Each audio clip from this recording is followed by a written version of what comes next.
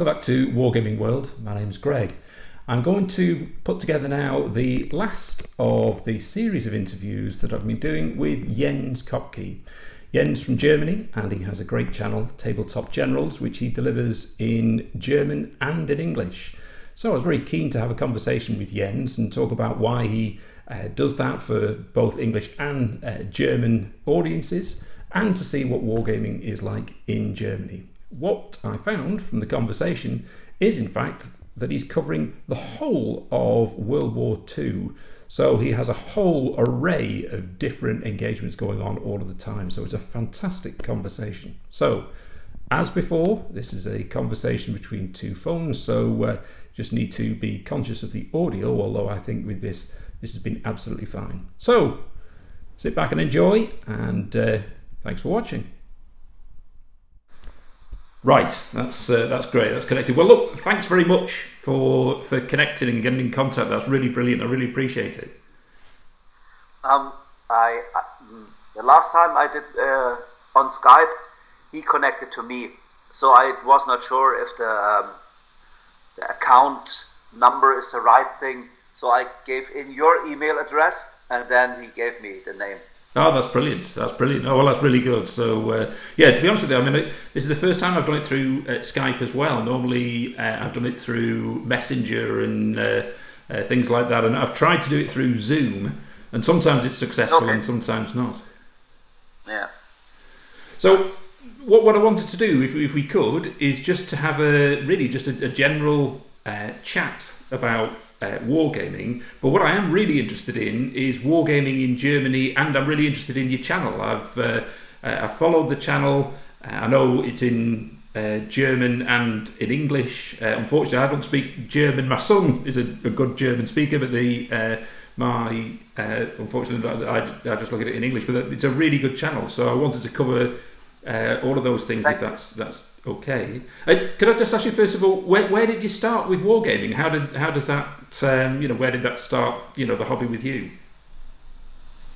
Well, I started as every good child with these little rebel soldiers.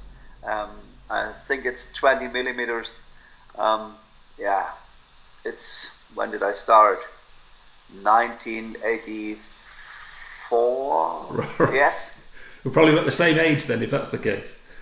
Yeah, so a little bit around about 10, and then start with playing with these soldiers without rules, just kipping them over if they are hit. Yeah, and then in my children's room, I got a big plate of wood where I can play on, and then there were some buildings from railroad. And some matchbox tanks. In the last millennium, the company Matchbox did some tanks. You have to glue them. So That was my first building project for models. Right. Yeah, and so I came into wargaming, and I liked it. Okay, it's funny when you talk about your first building project. I remember I used to collect the Airfix boxes. You used to get a box of about 50 figures, and I used to save up. I used to get 30p a week for my pocket money, and it used to take me 3 weeks to be able to afford one. And I'd go and buy one. Anyway, I bought a set of American Civil War artillery, and I can remember painting it, and I was really proud of myself for painting it, until I looked at the wall and I'd sprayed the entire wall in my bedroom of these things. So I thought, oh God, my parents are going to be absolutely furious, So that was my starting point of trying to build models and what have you. So, but yeah, you're right in terms of the period. That was maybe 1980, 81, something like that. So yeah. And then obviously in terms of where you develop the periods that you've got interested in. So if we started maybe around 80s, 90s, etc. I mean, I've seen from the channel, you've got World War II stuff, you've got World War One, you've got a Lord Kitchener BEF force and all sorts. But how did you progress? Did you start with fantasy stuff, or what were your main interests in war games? For the channel now? Not for the channel, just for you generally, just for you as as you were growing up, as you were getting interested. Yeah, well, after a while, I leave these little soldiers by side and went over to Hero Quest. Right. And then from Hero Quest, I went to a German fantasy store and get the advanced Hero Quest rules. Right. Where you have Beastmen and more different stuff which is not included in Hero Quest. And then I have to bought some miniatures to play it in a big variety. And so I stumbled across the third edition of Warhammer. Right, okay. Lizard and in it. Uh-huh. So then I started fantasy with the third edition. Then I started 40k. Right. Also third edition. Dark Eldars and Space Marine inside it. Yeah. So then I played that for nearly 10 years. I was on my way to a full Space Marine chapter. I had more than 100 Terminators and I don't know, 400, 500, 600 normal Space Marines and more than 100 Scouts. But then I turned my backs on Games Workshop. And because when you compare it to Battlefront, the company who makes Flames of War, there's a book out there. It's the book Cobra. It's the Normandy Breakout, and the list inside this book is, I don't know, 10, 12 years old, and until the fourth edition, it could be used. Yes. Yeah. So if you do a project and say, okay, I'm fine with my project, I will play only this project, the rest of my life. With historical wargaming, it's possible. If you depend on a company which can change the background every time with a snap, then you are lost. You're so right. What's really similar is that, so I played Warhammer, the first edition, when that was released, and then I got the second edition in, I think, probably 1983. So I was only 12 then. So I then bought Citadel miniatures from Games Workshop. They were, really fantastic. But one of the first things that changed with them is that they had metal bases, and then they changed the bases to plastic bases. Now I know that sounds really, really granular, but the point is their manufacturing process began to reduce less metal in terms of what it is. So, and it became more manufacturing. So it was, new editions of the game, new changes to it, etc. And then, I was very keen on Lord of the Rings, so you can follow, dwarves and elves and things like that. But lots of really obscure things seem to be just added, and I don't blame people for changing what they want to do in running a business, but as a child or as a teenager, you know what I mean, to try and keep up with that, trying to pay for that, obviously you can't. And you're right, where you would say, well, actually you can't follow the same rules because suddenly the people that you're playing with have got a different army which isn't included within this the set, etc., and it gets away from yourself. However, I did always play historical games, so it was a simultaneous thing. I played English Civil War, war games, and Napoleonics. So friends had those figures. I didn't buy those figures initially, so I played Napoleonics, and then I bought my first army English Civil War stuff. So that's where I had both of those things going sort of in tandem. So, but yeah, I know what you mean about saying, well, you can get a set of rules from wargaming, historical wargaming, and really stay with that. It doesn't change vastly, because it's based, on history. Yes, that's right. That's the main point. With Games Workshop, they leave people behind, and it's not an option to make the changes. You have to if you want to play everywhere. For example, if some, maybe it's very unreasonable, but maybe the Two Fat Lardies bring a Second World War rule set, which I don't like. I don't have to play that. I can play Bolt Action and Chain of Command and Iron Cross and Crossfire. It doesn't matter. A British platoon stays a British platoon. A German platoon stays a German platoon. Who the hell cares what the rules I play? I only have to find guys which I can play with. Yes, yeah.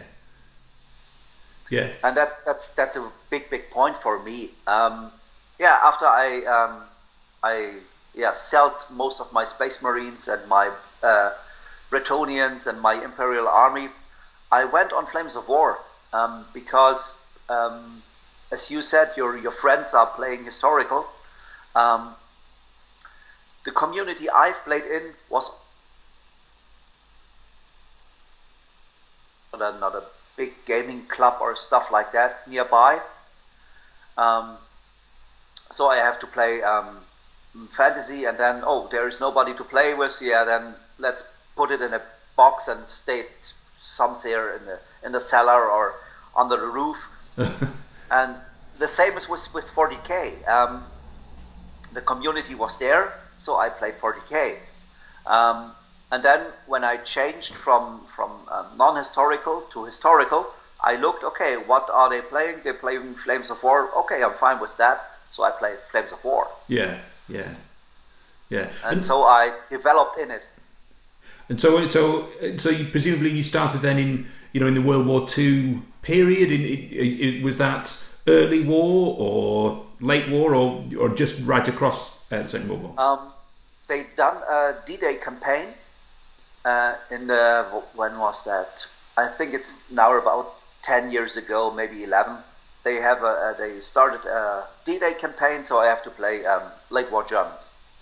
And I picked up the Waffen SS company box from Flames of War. Uh-huh. And one of the questions, though, so this obviously is before you start moving into your own channel, but I just want to ask one specific question. Really, is in terms of you start playing the Second World War games and playing there.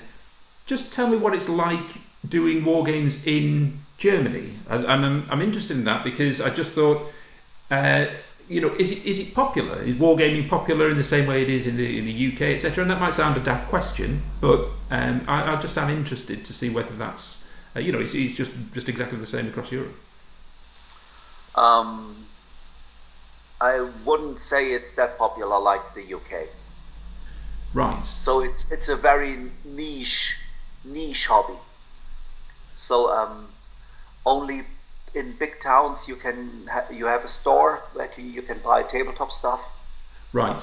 Aside from Games Workshop, they have several stores in Germany, but to get different stuff, maybe Bolt Action or only paints and brushes, that's not easy to get it in Germany.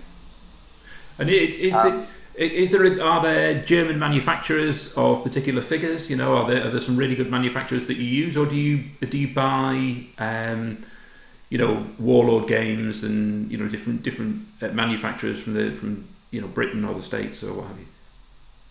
Yeah, I buy my miniatures worldwide, or so I have stuff from the US company, some terrain from them. I have Stößi's Heroes. He's a German guy. I know him, so he makes very good stuff. Yeah. I have Paratroopers and Gebirgsjäger, Mountaineers from Heer 46.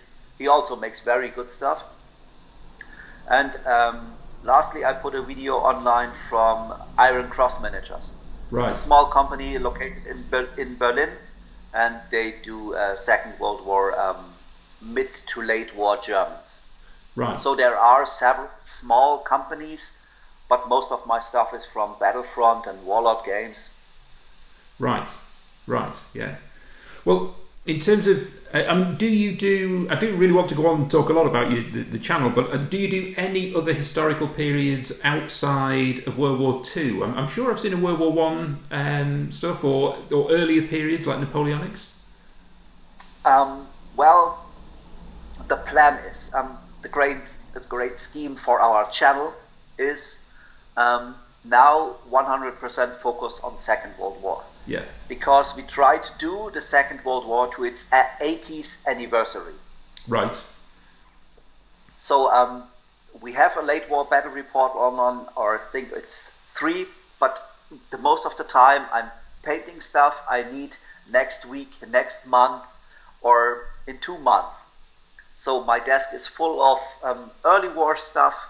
I have Flames of War Italians on my bench. All right. So because the Desert War is more or less starting, but were only small skirmishes after the Italians declared war on Britain. So it's probably okay when we start with, how is it? I think it's Operation E, the Italian invasion. So then we will start with Flames of War and Battle Group for the Second World War. Right. And right. after we've done the Second World War, then there is time frame for different stuff. Okay. Well, let's talk about your channel, because the thing I'm unbelievably impressed with. I mean, obviously it's delivered in German, but also in English, and I have to say your English is absolutely perfect. I mean, it's really, really terrific. I had when I first did this interview as well, I did one with a Danish guy called Carl, and his English again was absolutely fantastic. So it really puts all English speakers to shame, really. But it's so in terms of where you started with the channel, just talk me through that. How did you start it? Why did you start it? And the fact that you deliver it in English and German. Well, my brother was here for some time, and we played Battle Group, and he did some battle reports out of it. And then he said, "Oh no, I don't want to do it anymore." And then my son and I, we liked it. We like to do battle reports. And then there was we have the 75th anniversary of D-Day, and then that's this year. But wait, that means 80 years ago the war started. Uh-huh. And why do you not want to start something at the beginning? And then we hastily assembled a Russian and a Japanese army to do the Russo-Japanese border incident. Oh, right, okay, right. So because we thought that is more or less the beginning of the Second World War, as some historians also see this in this way, because many concepts which the Germans have done and they developed in Europe, they also were present in that war. Yeah. The overwhelming Soviet mechanized troops, some trench, some mobile warfare, air superiority, that all happened there. Mm-hmm. And only if the historians have looked at it, or the generals or stuff, maybe it had changed the war in Europe. Yeah. They said, okay, the Russian beat the Japanese. Okay, well, that's far away. So what does it mean to us? And nobody really looked at it. And nowadays historians say, okay, there you can see how it might develop. So they looked at it, and then we said, okay, then we have to start there. It's also good to improve the channel. When I think we had to start with the 1st of September, Case White, with the first video, I think, wow, that is a milestone, Yeah. But we have, I don't know, 30 videos, 30 battle reports online until the 1st of September. Then I can say, okay, we have a little bit of training. It was also an exercise to improve how do we do our battle reports. Yeah, so that was just the beginning of the journey, and now we are in Case Red. Yeah. I mean, why did you think? Well, we'll do some obviously in German, but why do some in English? Is that to get a wider audience? Second World War. Yeah, so what my point Well, is... it's the Second World War. Yeah, so what I'm saying is that you do because you do the videos in two languages. I mean, it's really good to get access to it from my point of view. But why didn't you just continue just do it just in German? Is it because you wanted to try and reach out to a wider group or wider audience? Yes, because I think it's what it. I think it's the biggest project a YouTube channel ever has to want to go. Right. Because it's the Second World War. I mean, this is 6 years. I don't know how many battle reports we do. I don't know. I think we over the course of the war, I think we will buy 10,000 miniatures. I don't know how many. That is too big only for Germans. Uh-huh. So and I think it's also interesting for English-speaking audience to see what we are doing when we come to the Pacific. I don't know. I don't think that's very interesting for Germans because they mostly look at the Eastern Front or the Blitzkrieg or Africa. But the Pacific, I don't know. But for English speaking, so US, and also for Brits when we're doing Burma and Singapore, yes, that's very interesting. Yes, yeah, absolutely, yeah. I mean, the Second World War is such a massive project. I mean, that really is that's a long-term approach that you're taking. I mean, it is huge. Yes. And how many people are involved in terms of putting that together? Me. But who do you play with? Who's also playing in the games? Yeah, well, my wife has played some games. My son obviously is involved in playing, and some of my friends. Right, okay. But for painting and terrain, it's all mine. That's a big job then, if that's the case. Yeah. Well, just on a slightly different note, I didn't realise until we arranged this call that obviously you play in other groups. So Tabletop CP is a group that we've got. A common connection because I follow that channel really closely, and then I realised that your name pops up quite a lot on the in the games that are played, etc. How did you get connected to Tabletop CP? I was to start Second World War and we played bolt action, but I was not satisfied with the rules. So I like it, but I thought, well, there must be something better out there. And so I stumbled around Tabletop CP. He's playing Chain of Command. And I thought, well, that's a good game. And then I came in touch with him, and then I started to support him via Patreon. Uh-huh, yeah. And that's the reason why my name pops up in some of his battle reports. And then for his sharp practice games, I sent him the limited miniatures from this year's Tactica. So the Braddock I sent to him, and I think 2 other miniatures. The George Washington is from me. So while I know he likes George Washington. Right. And I thought, well, that's a cool present for him. Yeah, so I came in touch with him. Yeah. I mean, I think they've been a particularly helpful group. So the way I play my war games is it's just me. So I've got a permanent table set up in my garage. So originally I built it with the thought of just playing early war France. So it was really France 1940, and that was the group there.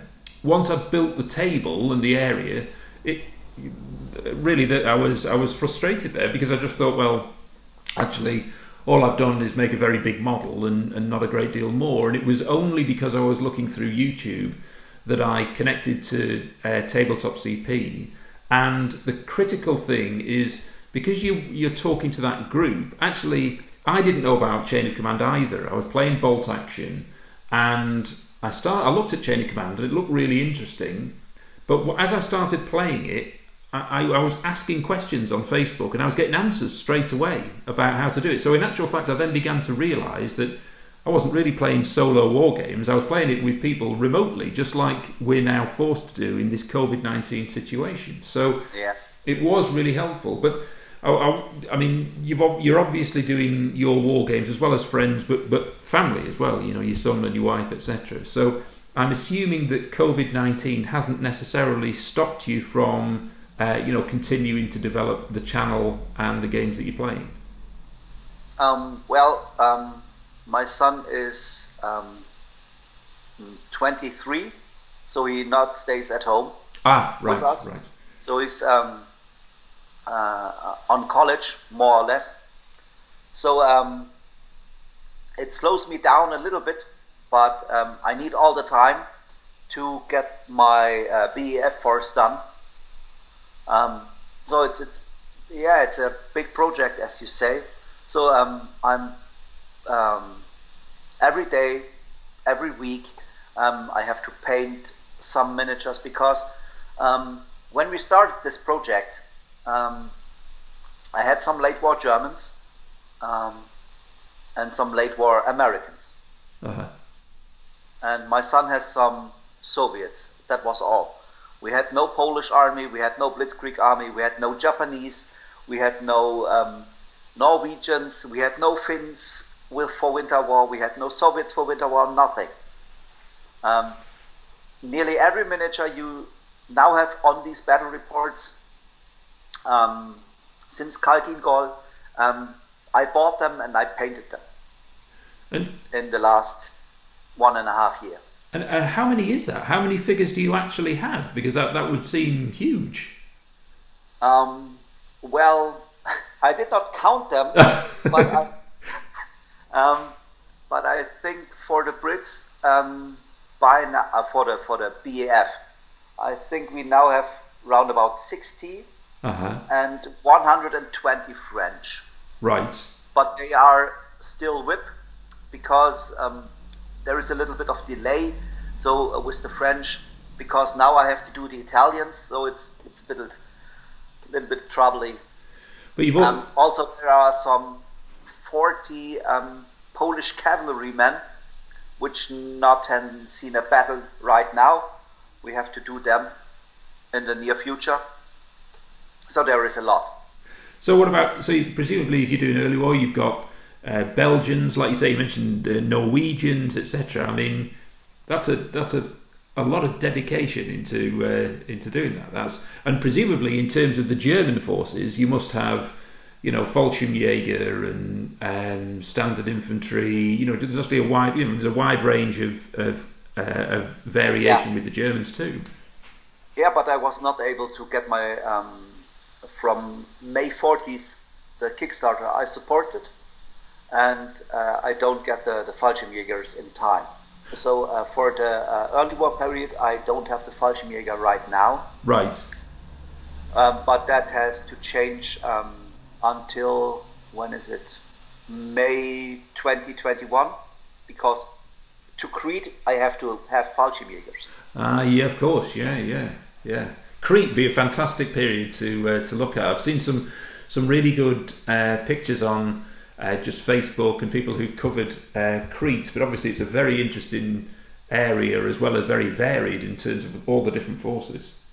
Yes. So that's all on our schedule, The Second World War is vast, so we have to do it. One problem I found is, for example, when you look deeper into the war, maybe take D-Day. So D-Day will be on our channel 6th of June 2024. But for D-Day you can do 20 battle reports a day, and you won't get every heroic deed into a battle report. Yes. So we do it with a framework. You know, look at an old house with some timber. Yes, and we do the frame. So the first battle of Case White, the first landing on D-Day, such things, and then we do the middle part, and then we fill the gaps. You know what I mean? Yeah. Because when we come back to Case White goes 36 days. So to get the Polish deeds, their bravery, their heroic defense covered well, I need to do, 100 battle reports. But who looks 100 battle reports in 36 days, and who should film them? So I am not able to do that. So over the course of the project, we will do Polish battle reports, maybe until the end of the war. And even if the war is done, I have all these miniatures. Why shouldn't I play some specific heroic deeds which I find in some books? I have an English mini campaign done about the fighting on the farm. I don't know if you have seen them. And I read some research books about the Polenfeldzug, Case White. And there was a Polish platoon, a decimated one. They only round about 40 guys. And they defended a farmstead against a German company a whole day. And I put it into a bolt action scenario, and I divided the German force into 3 waves, because the company has 3 platoons. Yeah. And 3 platoons, that were 3 separate games. 1 platoon attacked, and the Polish force, every dead soldier is dead. Yeah. They can recover some of them, but most of them die. And then the buildings can catch fire and stuff. And so we played it. And such things we will play the next, 5, 10, 20 years. How long I can do that. I mean, I know how difficult it is, and how all the time it takes to produce videos, really good quality videos, which you do. So the amount of time that you're dedicating to this is, it's extraordinary, really. But the quality of what's on it, I really can recommend, which we will do from this video itself.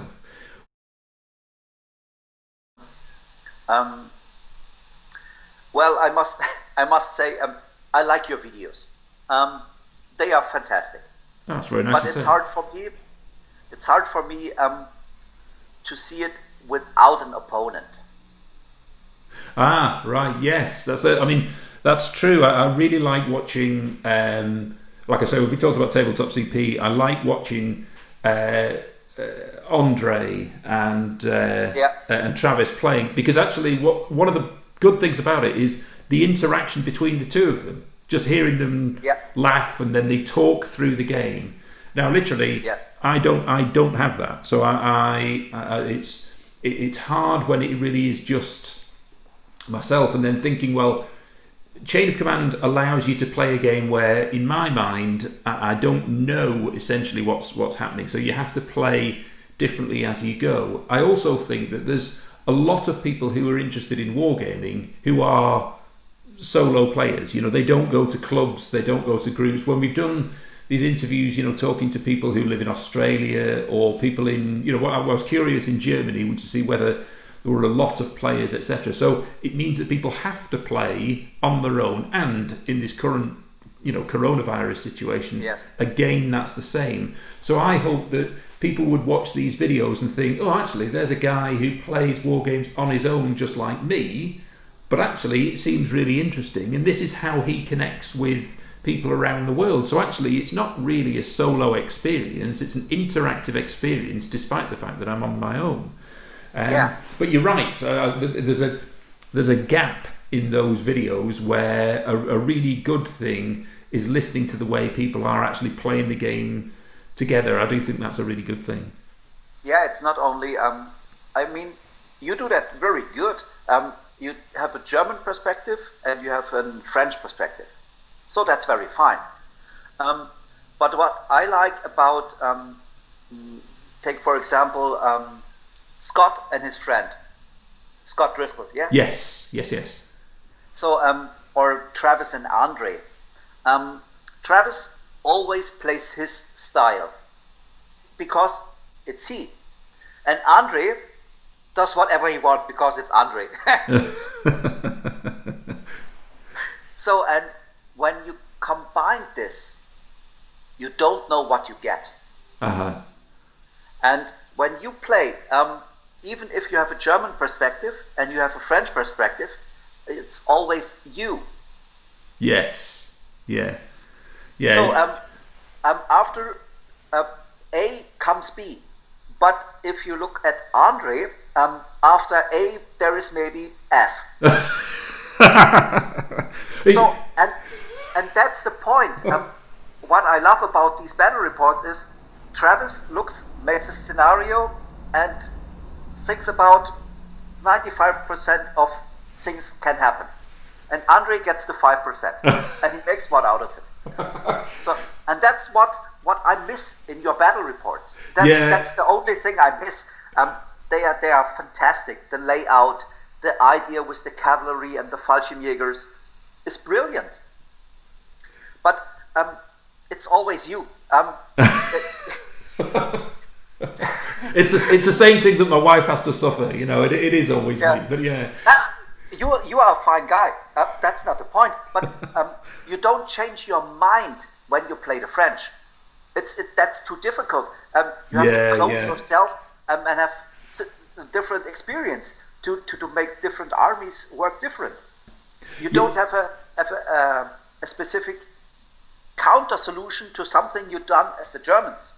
Yeah, that is really interesting. It's funny you talk about Andre, where he might have started a defensive position, but he still attacks. You know, it's really strange. But you're right. What I've tried to do, I've got France 1940, and then the German forces, and then I have the BEF. But what I really want to do, you're right, is to be able to you can have variety. I've got a Senegalese force that I can use for the French. Also using Fallschirmjäger, I think, is different. And think about actually playing a scenario where, you might be, say, Fallschirmjäger, and then they're sort of dispersed, and etc. So you can set up a game that way. But it's actually in the game, in the moment, where you think, actually, just as you would have in a normal platoon situation, how would it be different? So there is that challenge, but as I say,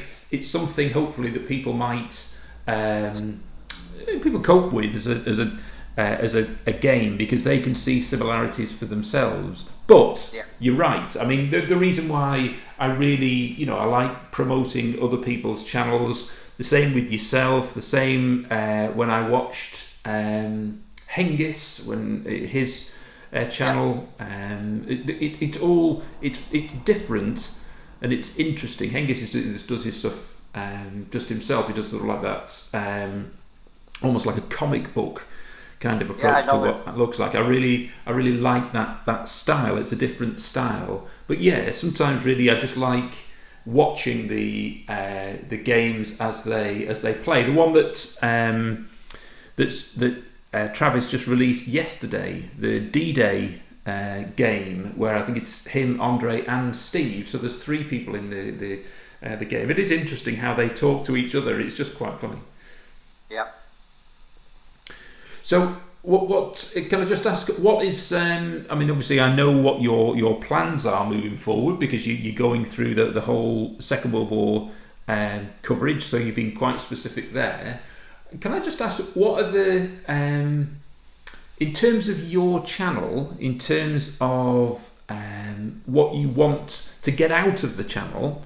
YouTube in itself is interesting, and all things in social media. But what do you think? What do you really get out? What gives you some real enjoyment about doing the channel and other connections?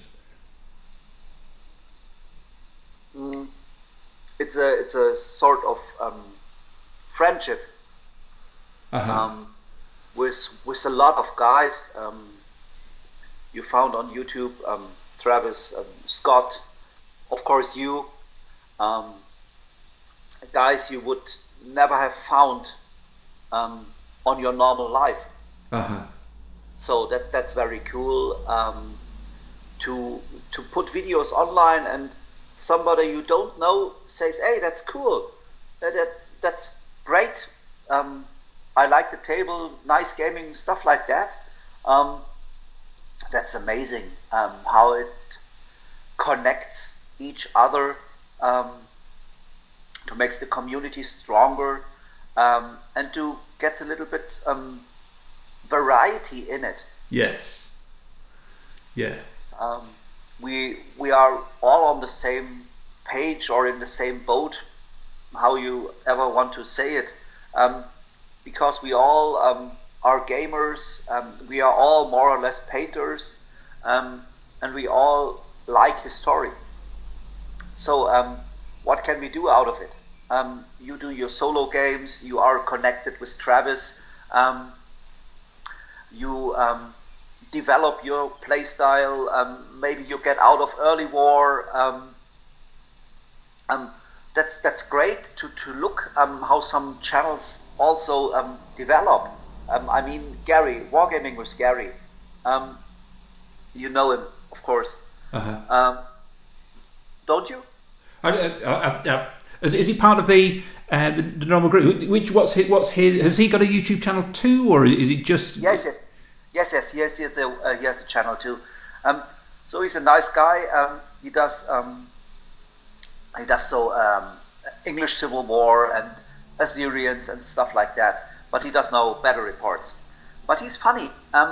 Sometimes once in a month or every 2 weeks, he does a video where he answers the comments under his last video. And he's sitting there with a beer or a glass of wine, and it's like he talks to you.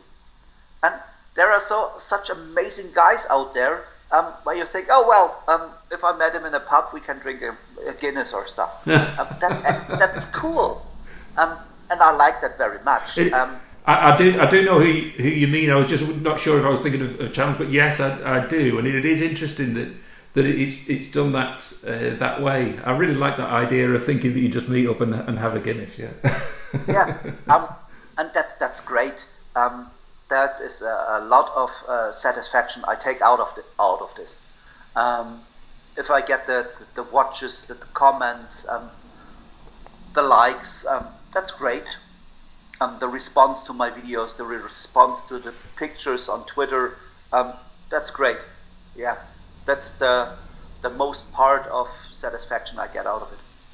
Excellent. That's really good, and I can echo that in terms of why I do it and continue do it. It really is a good thing. I sent some pictures out yesterday, and people came back with some really nice comments and things like that. And it is, it's a nice thing.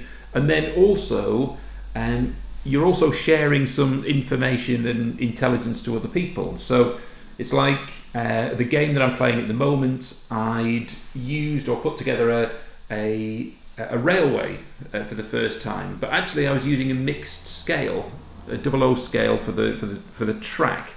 And then it's like an ON30 for the actual vehicles, for the wagons.